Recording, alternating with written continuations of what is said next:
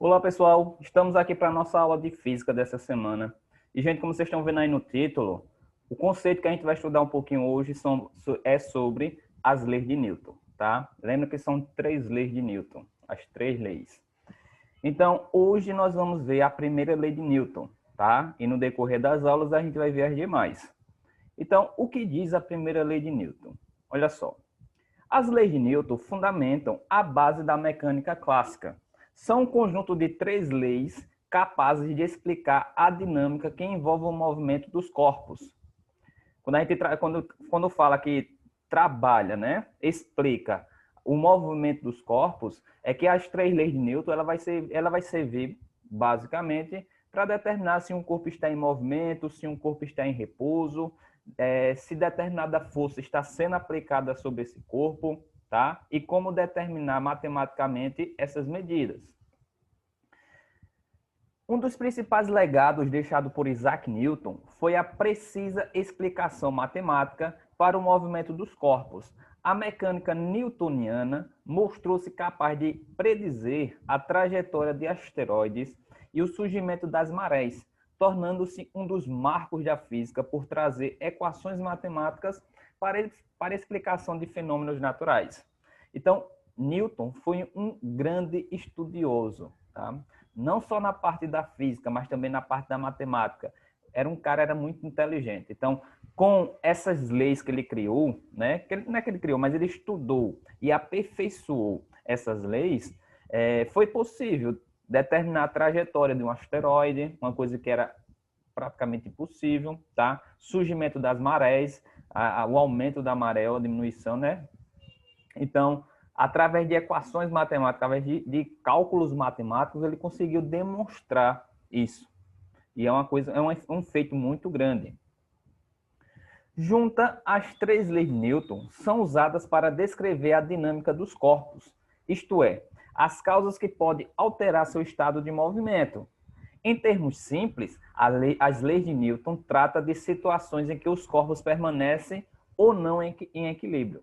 Quando o corpo está sujeito a inúmeras forças que se cancelam, dizemos que ele concentra-se em equilíbrio estático, encontra-se em equilíbrio estático ou dinâmico, tá? Equilíbrio estático ou equilíbrio dinâmico. Ou seja, perfeitamente parado ou se movendo com velocidade constante em linha reta, tá? Eu já falei um pouquinho sobre isso, mas, gente, através dessas 3 leis de Newton, a gente vai estudar justamente a determinação se um corpo está em movimento, se ele está em repouso, e a força que está sendo aplicada, ou pode ter casos que não está sendo aplicado força, tá? Sobre esse corpo, certo? O agente responsável pela mudança no estado de movimento dos corpos é chamado de força, tá? Se um objeto, por exemplo, está em repouso, para que ele mude esse estado de repouso, é necessário ser aplicada uma força sobre ele.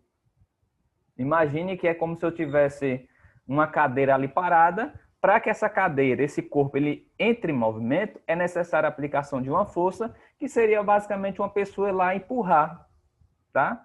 Então, se você vai lá, aplica uma força nessa cadeira, então ela vai deixar de estar no estado de repouso e sim no estado de movimento.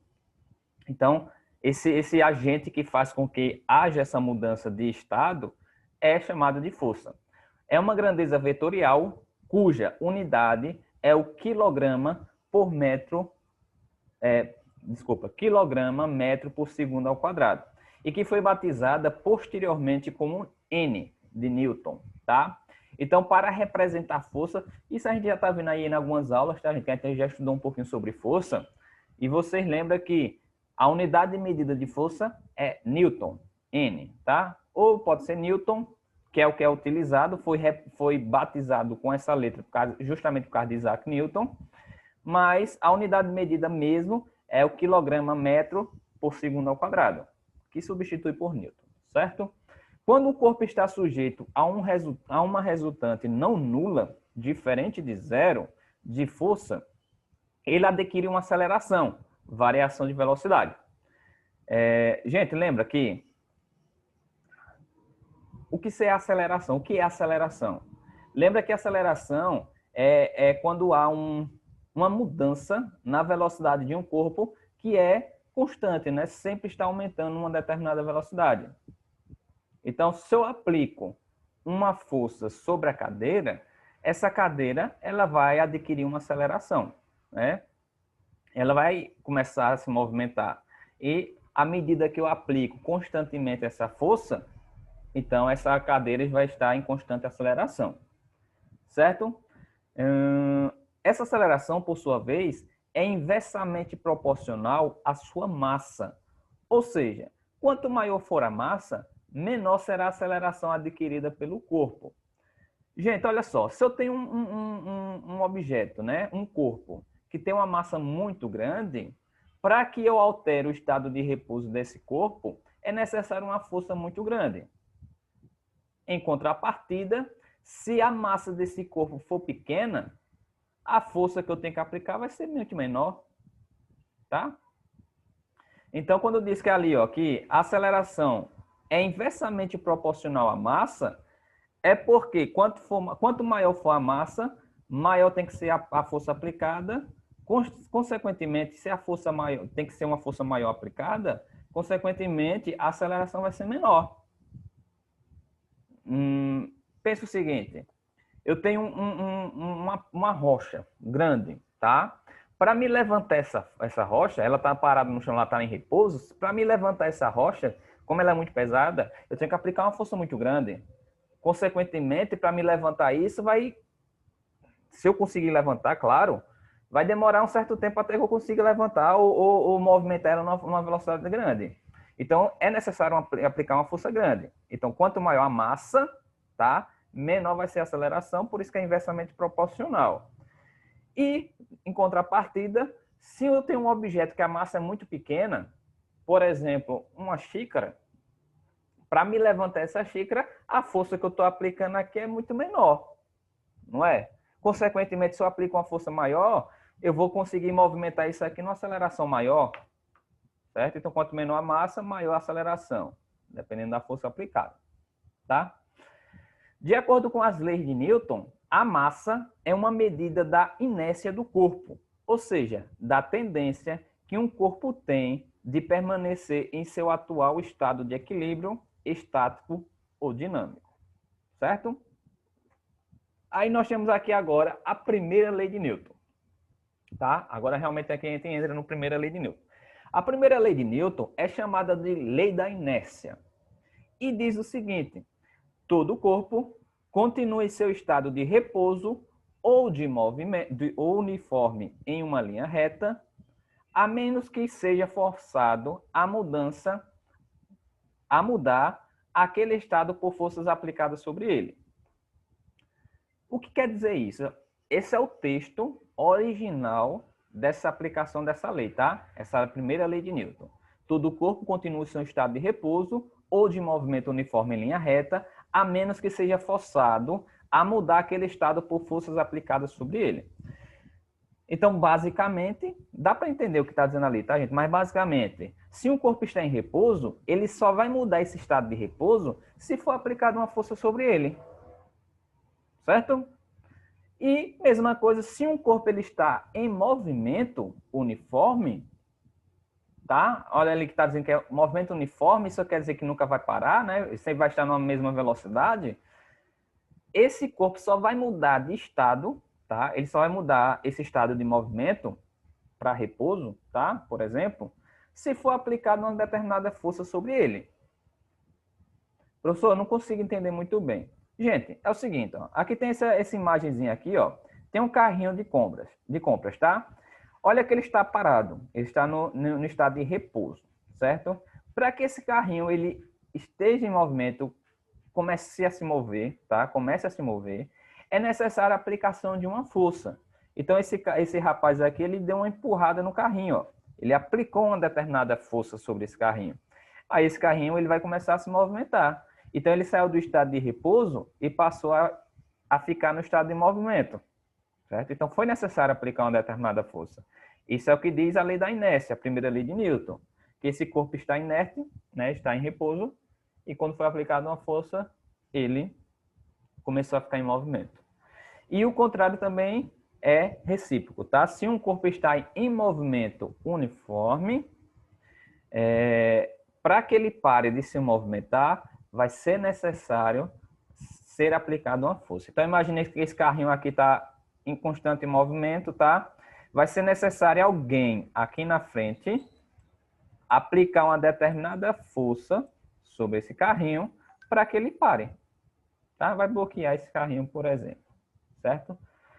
Mas aí alguém pode pensar, professor, mas se eu empurrar um carrinho, tá?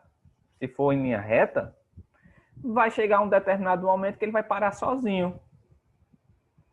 Verdade. Por isso que ali está dizendo que é um movimento uniforme, que nunca vai, sempre vai estar na mesma velocidade. Porque se for somente em movimento, um carrinho que é empurrado, gente, para que ele pare, ele vai parar, né? Mas para que ele pare, é necessário ser aplicada uma força sobre ele. E qual seria a força nesse caso? Aí, nesse caso, a força para fazer com que o carrinho pare seria a força de atrito. Olha que esse carrinho está sobre a superfície terrestre, né? Está no chão. Então, a força de atrito que a rodinha faz com o chão vai fazer com que, com o passar do tempo, esse carrinho pare. Então, está sendo aplicada uma força sobre esse carrinho, que é a força de atrito, certo? Por isso que ele para. Seria o seguinte, ó, pensar o seguinte, vocês já viram filmes, né, de viagem interestelar, quando um astronauta está no espaço, certo? Imagine que se ele está no vácuo, se for aplicada uma força sobre um objeto no vácuo, esse objeto ele vai ficar em constante movimento até que alguma força faça com que ele pare. Tá? Então, se eu jogo um objeto no espaço, esse objeto ele vai ficar em constante movimento, gente, até que alguma coisa, alguma força externa faça com que ele pare. Tá? É o que diz a lei de Newton, a primeira lei de Newton, a lei da inércia, certo? Vamos lá, olha. Essa lei diz que, ao menos que haja alguma força resultante não nula sobre um corpo, esse deverá manter-se em repouso ou se mover ao longo de uma linha reta com velocidade constante. A lei da inércia também explica o surgimento das forças inerciais, isto é, as forças que surgem quando os corpos estão sujeitos a alguma força capaz de produzir neles uma aceleração. Por exemplo, ao pisar no acelerador do carro, um motorista pode sentir-se comprimido em seu banco, como se houvesse uma força puxando para trás. Realmente, né, gente? Quando a gente está andando de carro, se a gente está lá, numa velocidade baixa, certo? Está lá de boa. Se você acelera muito bruscamente, né, dá uma aceleração, aplica uma força no motor do carro, né, fazendo com que ele acelere bem rápido, esse movimento vai fazer com que seu corpo seja jogado para trás, não é verdade? Então é justamente isso, é porque seu corpo está ali num movimento constante, tá? Então ele tende a seguir o movimento do carro, e quando há uma aceleração muito grande, o seu corpo que está numa velocidade constante é aplicada uma força sobre ele, né, que o banco puxa ele para frente, puxa a gente para frente, isso faz com que a gente dê uma cambalhada para trás, tá? Isso que acontece, a primeira lei de Newton explica, que é a lei da inércia. Então, seu corpo está ali, seguindo a velocidade do carro, se há uma aceleração grande, há um aumento de velocidade, isso faz com que seu corpo seja jogado para trás e, consequentemente, com o passar de um tempinho, o seu corpo vai acostumar com a velocidade, né, vai ficar na mesma velocidade que o carro. Então, se você estava em 50, aumentou para 100, você vai sentir aquele empurrãozinho para trás, tá?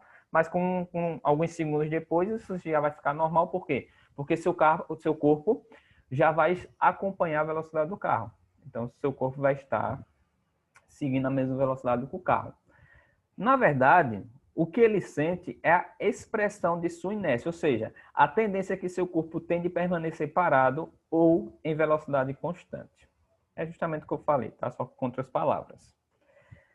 Além disso, quanto maior for a massa de um corpo, maior será a sua inércia. Assim, alterar o estado de movimento de um corpo de massa grande requer a aplicação de uma força maior. Corpos de massa pequena têm seu estado de movimento alterado facilmente com a aplicação de forças menos intensas. Já falei um pouquinho sobre isso também, certo? Aqui é mais um exemplo, tá? Imagine que eu tenho um objeto, um corpo, no teto de um carro, tá? E observe que esse carro aqui, ele está em movimento. Ele está indo para a direita, né? Ele está no plano horizontal e no sentido indo para a direita. Então, a direção é na horizontal e o sentido para a direita. Aí ele está numa velocidade, observa que esse objeto aqui em cima do carro está seguindo esse movimento do carro. Se por acaso esse carro frear bruscamente, né, dar uma freada de repente, o carro ele vai tender a parar, né, ele vai diminuir a velocidade até parar, só que o objeto que está em inércia em cima do carro, que está seguindo o mesmo movimento do carro, quando houve esse freamento brusco, o objeto ele vai ser lançado para frente. Por quê? Porque ele tende a permanecer em movimento. O movimento que o carro estava fazendo, ele estava no mesmo movimento lá. Se o carro freia bruscamente, a tendência é que esse objeto ele permaneça no mesmo movimento que o carro estava. Por isso que ele é jogado para frente. Certo? E aqui tem mais alguns exemplos, gente. Olha só. Imagine que alguém está dentro de um ônibus, tá? O ônibus está em movimento aqui, ó. Beleza? E a pessoa que está dentro do ônibus, ele está na mesma velocidade que o ônibus. Então, ele está ali, ó, nem sente muito que o ônibus está andando. Beleza? Está lá em pé. Mas se por acaso esse ônibus ele dá uma freada brusca, né? Olha o que acontece. A pessoa vai ser jogada para frente. Não é isso? Por quê? Porque o corpo da pessoa estava seguindo o mesmo movimento do ônibus e quando houve esse freio, é a mesma coisa do objeto do exemplo anterior, né? Esse objeto que estava em cima do carro. Quando ele houve esse freamento brusco, o seu corpo vai ser lançado para frente porque ele tende a continuar o movimento que o ônibus estava fazendo, tá? Aqui é o mesmo exemplo de um carro, ele está numa certa velocidade, se ele freia ou bate em alguma coisa, o seu corpo vai ser lançado para frente porque ele vai tender a continuar em movimento. Esse exemplozinho aqui, ó, é essa questão de quanto maior for a massa do corpo, maior tem que ser a força aplicada. E quanto menor a massa do corpo, menor tem que ser, né? Menor será a necessário aplicar uma força para que ele se movimente. Então tá aqui, ó. E um corpo em repouso tende a continuar em repouso, tá? E principalmente se for um corpo tem a massa muito grande. A tendência é que ele permaneça em repouso. Então é isso, gente. Essa é a primeira lei de Newton, certo? Nas próximas aulas e na aula agora dessa semana, que vai ser em sala de aula, eu vou continuar com esse assunto aqui, certo? E nas próximas aulas nós vamos estudar a segunda e a terceira lei de Newton. Tranquilo? Então nessa aula é só isso. E a gente se encontra em sala de aula. Até a próxima aula. Sim, lembrando, gente, eu vou deixar algumas questõezinhas para vocês responderem, tá? Lá no grupo da turma de vocês eu vou deixar as questões. Certo? É isso. Até a próxima aula.